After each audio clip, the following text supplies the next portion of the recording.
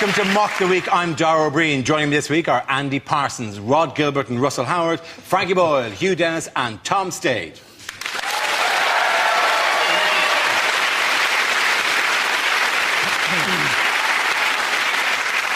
We start with a round called Headliners. Here's a picture of Gordon Brown, but what does BLSC stand for? Is it Brown Lifts See-Through Cucumber?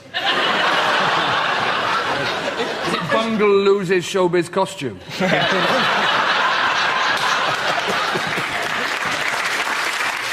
Is it Bonnie Langford sex change? Yeah. To be honest, what a world it would be if that's the answer. More likely to vote for him if he was Bonnie Langford. Really? What an extra poster as well. Gordon Brown, because I used to be Bonnie Langford.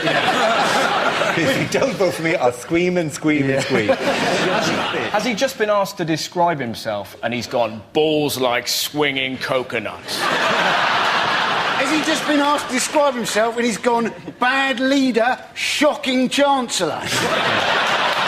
Yeah. We're having it tonight. Is it Brown levitates scared child? The one that's just out of shot. Has it got nothing to do with Gordon Brown? Is it Berlusconi's lover, 17? We all know you spell with a K. Yeah. Also, I love the idea that maybe you've just done that and there's a horse at home watching going, Sugar cubes? Sugar cubes? Yeah. Oh, yeah. Is he screaming, bring laxatives, situation's critical?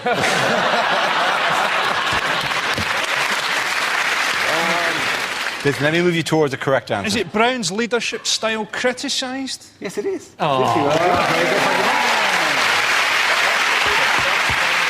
Yes, the answer I was looking for was Brown's leadership style criticised. This is the news that Gordon Brown has come under renewed criticism this week for his style of leadership. He was compared by one Labour MP to a mafia boss. In what way is he possibly like a mafia boss? Well, we know for one way he's not, is he? Because let's face it, if he said to the public, I'll make you an offer you can't refuse, everybody would still go, no.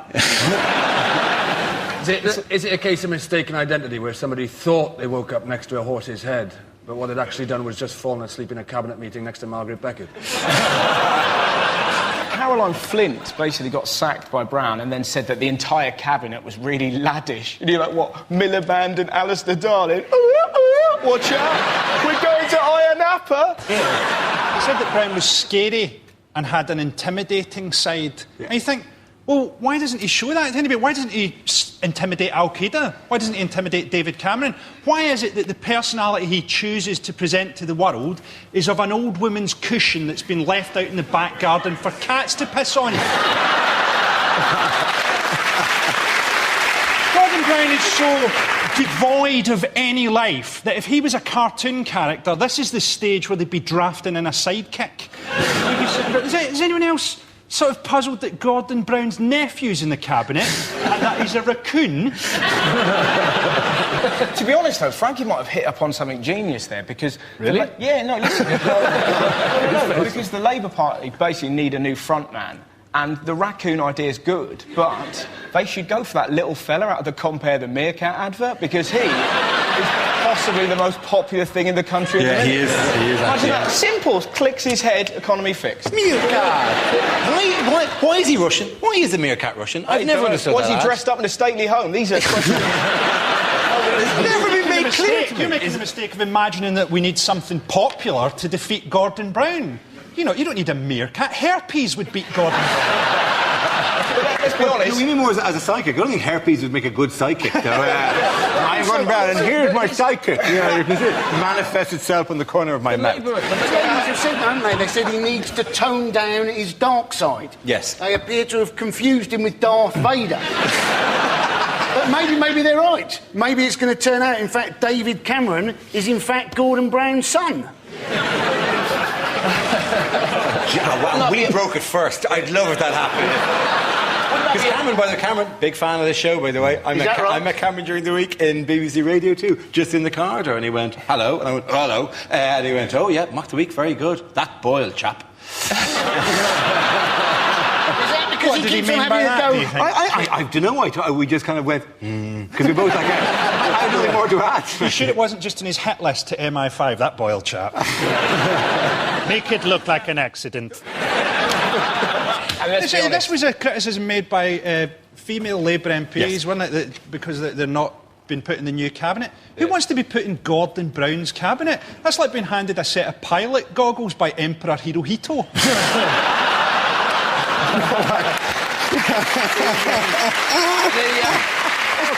Hazel Blair's complaining that women MPs like them are being used as window dressing. Have you seen them? Where would they be window dressing? London Dungeon? But here's also the thing, man. One of the women was sitting there complaining that she couldn't get close to Gordon Brown. And I'm like, who the hell would want to get close to Gordon Brown?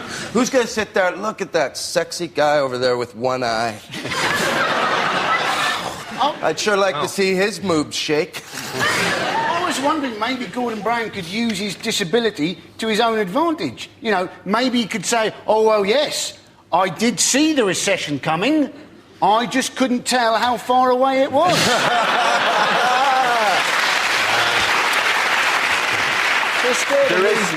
There is a Patricia Hewitt, in possibly the same interview, possibly 2 interviews during the week, said that the cabinet was both laddish and also very Presbyterian. And there's literally no way in which you can be both laddish and very Presbyterian. I like fast cars and loose women, but not on the Sabbath. It's like saying he's Amish, but he works in IT. Or he's worthwhile, but he's one of the Jonas Brothers. Where was Gordon Brown at the weekend?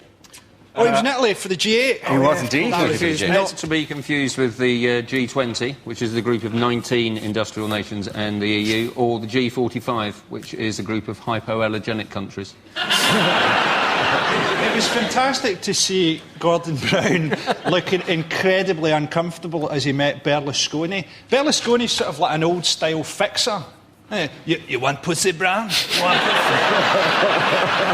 You want some blow? You want blow? No, I'm just here to talk about trade. You want a boy? I get you a boy, Brown. I get you a girl. I get you a boy, girl. 4 arms, 4 legs. It's like making love to a man spider. You want me to get rid of Cameron? I get rid of Cameron, Brown. I make it look like suicide, like he fell in love with the man spider. I'm turning Spanish. That's how much I love you, Gordon, baby. He's just moved to Morocco, is he? You're so right, though. He does. Berlusconi probably looks like one of those blokes you meet on a holiday. Just went, your wife. No questions would be asked. Yeah, but just one night. Just one night. That's all I ask. Just stuffing money into your hand. You, me, pedalo, her. No, it would be good. Let me sleep with your wife. No, go away. And then you'd hear him walk away, and at the next table, let me sleep with your wife. No, go away. And that just went on further. He's amazing. I mean, to be honest, Berlusconi really puts Brown into perspective. Because did you see when they had those horrific Italian earthquakes? Berlusconi said to the survivors, and I quote, "Hey, don't worry about it. Pretend you're on holiday." And the shocking thing about that is finding out what a good impression I do of Silvio Berlusconi.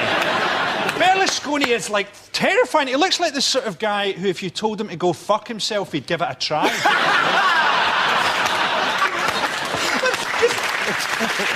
To offer a brief amount of fact to back this up, because you know where the G8 summit was held? L'Aquila. Laka laka squawkalaka. I could never pronounce that word. That's okay. It is a night of bad Italian impersonation, so we'll let you in. But it's called L'Aquila. It's where the earthquake was, and he took them there. It's very symbolic and all that. But nonetheless, even that place, he visited at the time of the earthquake, and went up to one of the doctors, put his arm around it when she was dealing with the situation, and said, "I wouldn't mind being resuscitated by you." Right? During the actual visit, they thought there was an aftershock during the visit, but it was just his headboard banging furiously. Can I just say in this photo, if you look at Nicolas Sarkozy there. Yeah.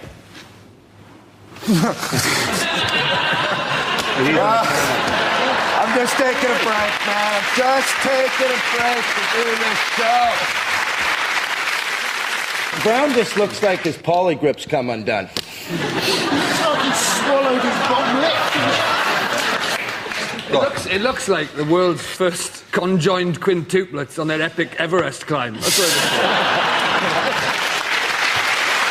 Mind you, there was There was one interesting controversy during the G8, not a particularly serious one. But what happened during the photo call?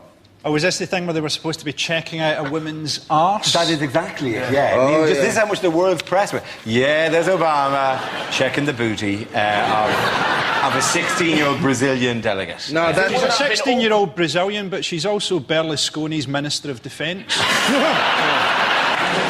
Just to be fair, by the way, to Obama, it is just... there's a million photographs taken that they get one that looks a little bit like he was. Unlike, say, this photograph, in which he's very definitely checking it out. It's like somebody's turned Berlusconi off at the back there.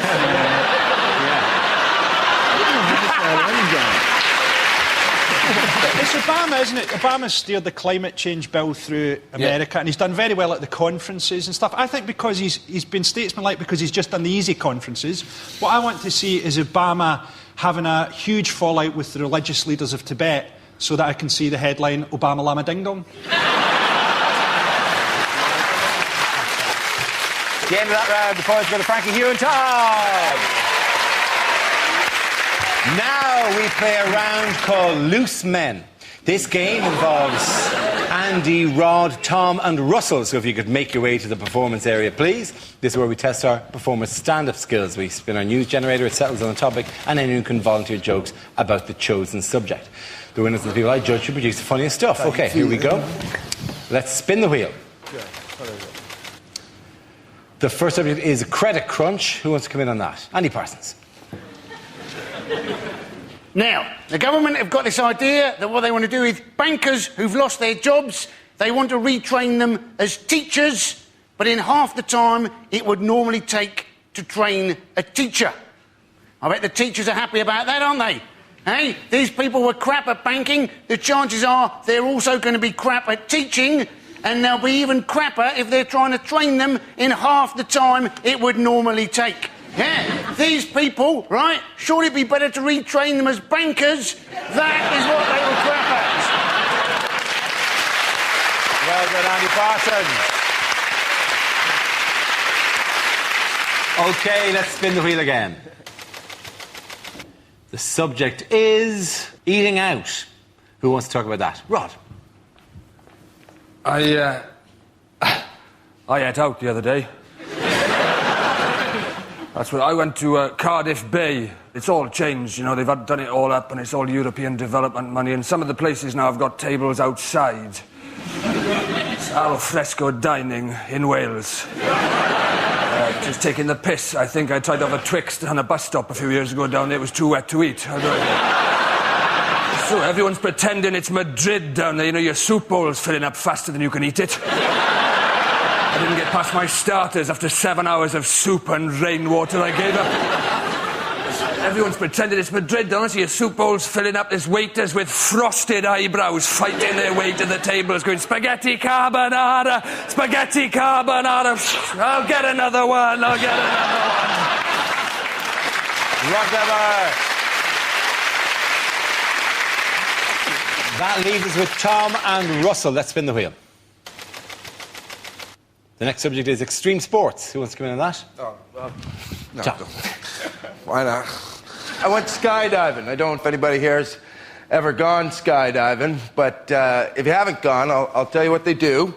They give you a couple lessons, then they bring you up into the plane, and you're not allowed to jump out of the plane on your own because it's too scary. So what they do is they hang you off the wing of the plane, which isn't scary at all. And the guy inside, he yells, "Let go!" 3 times. Then he gets mad. Starts kicking your hands. 'Cause I'm not letting go.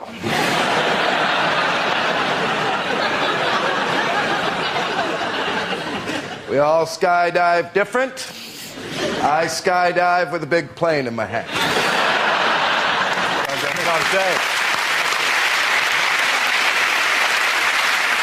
OK, Russell, let's see what you've been left with. Let's spin the wheel. Topic is families. Well, families are quite peculiar. Mine are wonderful. I went to Brighton the other day, and my uncle was like, watch out, it's full of gays, and they'll get you. They'll get me. They're gays, they're not ninjas. Not gonna... I'm so glad that I was raised by lunatics. I remember one of the weirdest stories that had happened to me when I was little. I was 8 years old. I was in Lanzarote. I just put some rubbish in a bin. I came around a corner and I was confronted by 2 werewolves, right? Turned out it wasn't werewolves, it was my mum and dad. Ah, ha, ha, isn't it hilarious? Not really, I've shat myself, right? But I've only recently found out they did not buy the wolf masks in Lanzarote. They bought them in England, which is beautiful and chilling at the same time. Look what I've got, David. Couple of wolf masks. You know, you don't like wolves, don't you? Captain Shitterbrick next door. Well, let's put him on now, scare him. Can I hold you just there, David? Can I wait until we're in a foreign country, get him really out of his comfort zone, and then properly shit him out? Families. Well done, Russell. Point it in and go to Rod and Tom. Our next round is called If This Is the Answer, What Is the Question? On the board are 6 categories. Rod, which category would you like? The media, please. Right, the media, OK. The answer is 1 million. What is the question? How many Asian children are Brad and Angelina planning to adopt? Is it, how many times could I punch Adrian Chiles in the face without making him uglier?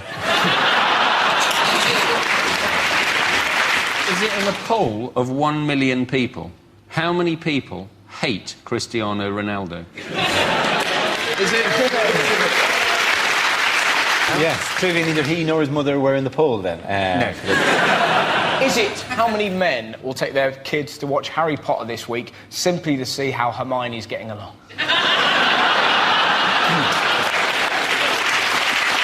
Is it, in 20 years' time, what will be the size of the black nation that Madonna rules? Is it how many nectar points do you need to get a set of tumblers? How much of the money that Amy Winehouse made from the song Tried to Make Me Go to Rehab has she spent on rehab? Is it by what percentage would the situation in the Middle East be improved if we gave George Bush to the Taliban?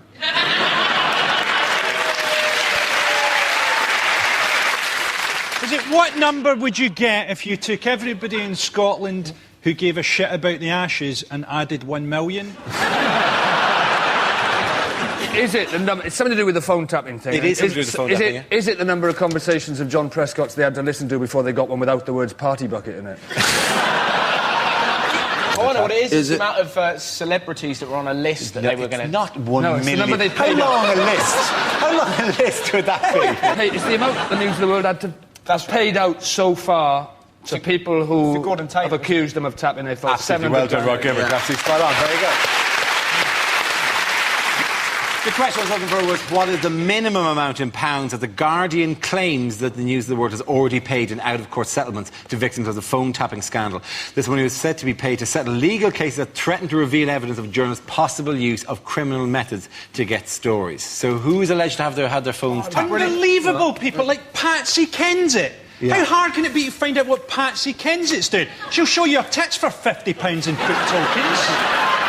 You know, John Prescott. What are you going to learn from John Prescott's phone bill? He's having an affair with someone called Domino's.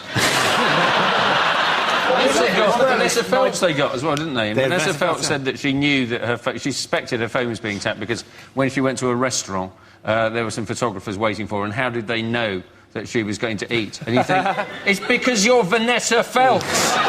Maybe they just followed the same trail of cake crumbs that led her there. Maybe they just hung about outside Greg's and got lucky. It was an astonishingly low-rent collection of people. I mean, it just been Phelps, Anne Robinson, Boris Johnson. If it had ended with Molly Sugden, Barry Chuckle and Peppa Pig, it couldn't have been less impressive as a series of high-profile claimants. My favourite was, one of them was tapping Nigella Lawson. Imagine that as a job. It'd be like an upper-class sex line. You'd just be there going, I'm thinking about making creme brulee. Be like, oh, can I swap with someone? I've had an erection for 7 days. I missed this. They phone tapped Nigella. Nigella Lawson. I thought there was a lot of interference on the webcam I'd hidden in her toilet. They've spent £1 million finding out Nigella lost getting the secret of a perfect Yorkshire pudding. She's written a book about it. They taped a call between Gordon Taylor, the head of the PFA, and Alan Shearer. How did that make bigger news? It must have been knocked off page 1 by a story about the rising price of sheds. News of the world, didn't they? They said we have always been known for our credibility, integrity, and journalistic standards. Now, that doesn't need a punchline, does it? It wasn't like some fantastic technological thing where they were using satellite, like that Will Smith movie, where they're tracking stuff at the table, like geostationary orbits.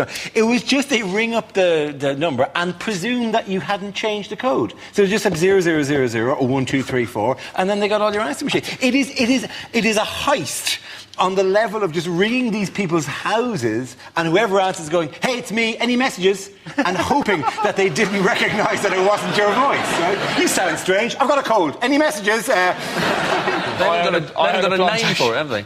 Because scandals always have a name, so there's always something Gate, isn't it? Yeah. So you have Ron Gate or Camilla Gate, and this would have to be Stargate, although they didn't do with Jackie Smith's husband. They avoided it there because that would have to be Mastergate.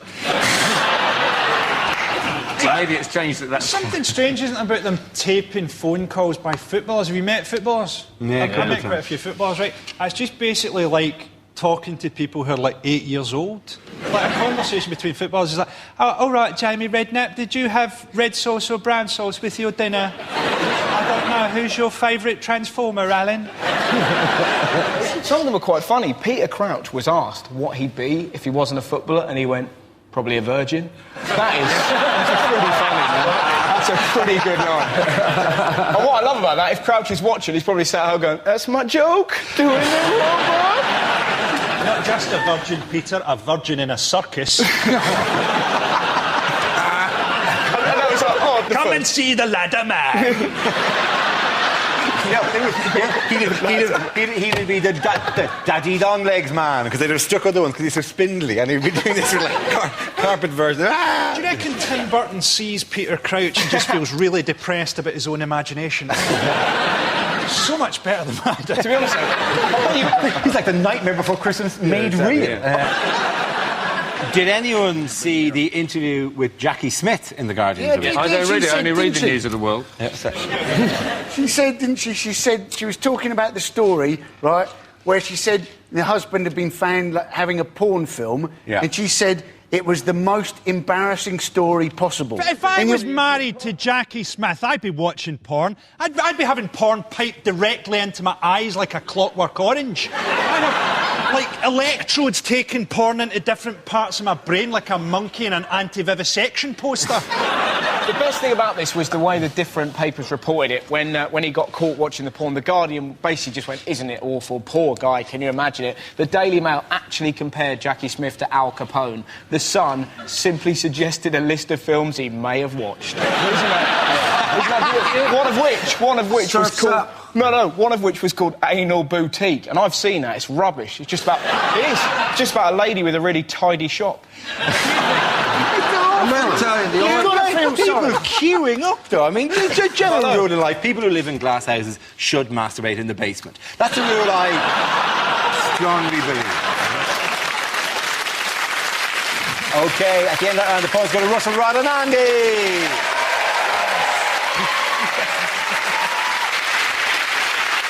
Now we come to our final quickfire round called Scenes We'd Like to See. This is for everyone, so if you can make your way over to the performance area, please. I caught ideas for scenarios we'd love to see, and the performers come in with their suggestions. OK, here we go. The first subject is unlikely things to hear on a survival show. I was first taught to eat in the bush by a French girl I went out with at university. To get the fish, break the ice, jump the checkout, and run! Not only is this lake good for fish, but we can also put a body in it. Using excrement, mud and twigs, they've made primitive bedding here at the Premier Travel Lodge. I'm in the Congo. Let's settle this once and for all. Do you boys like umbungo?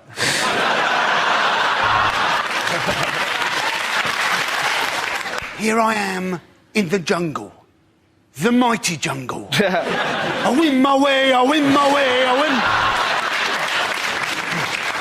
But who are the truly civilised? Is it the Mbupi tribe, or is it us with our books, our medicine, and our internet? Oh yes, it's us.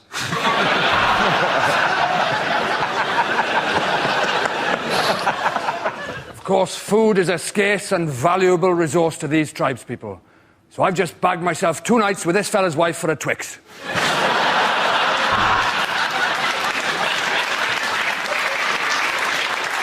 You know, Ant and Dec think that their jungle's pretty tough. Well, they joined me today. There was no food, so I ate them.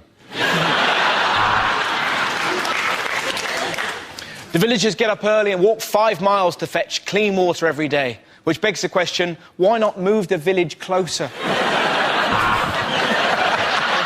The strong, powerful sun is making me sweat. Oh shit, here comes his dad.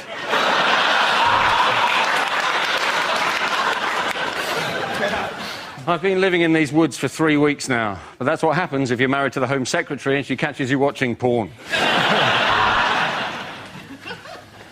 I'm Bear Grylls, and this is my brother, Wolf Stir Fry.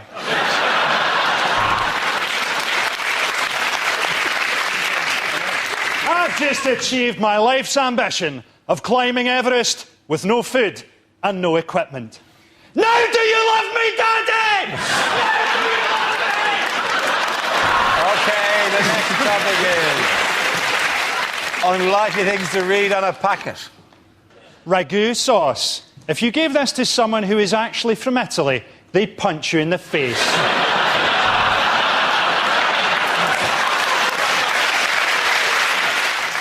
To open, push down tab, break tab, swear repeatedly, stab with a pair of scissors! Serves 4, you greedy bastard. Now put some of that back.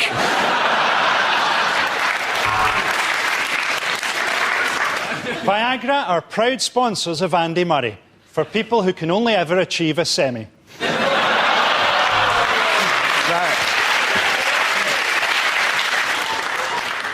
Bag may also be used for autoerotic asphyxiation. Fair trade coffee. If you don't like it, you're racist.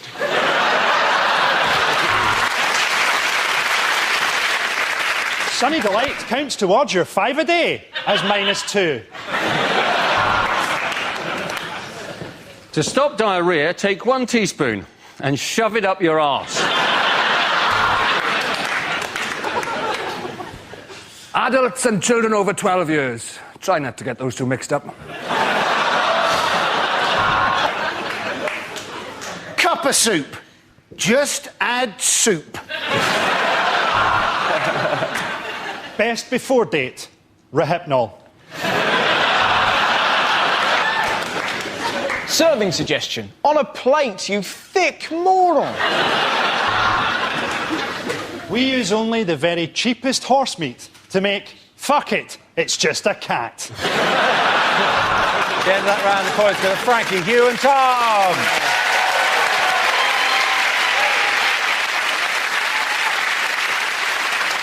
That is the end of the show. This week's winners are Frankie Boyd, Hugh Dennis and Tom Stade. Commiserations to Andy Parsons, Rod Gilbert and Russell Howard. Thank you for watching. I'm Dara Breen. Good night.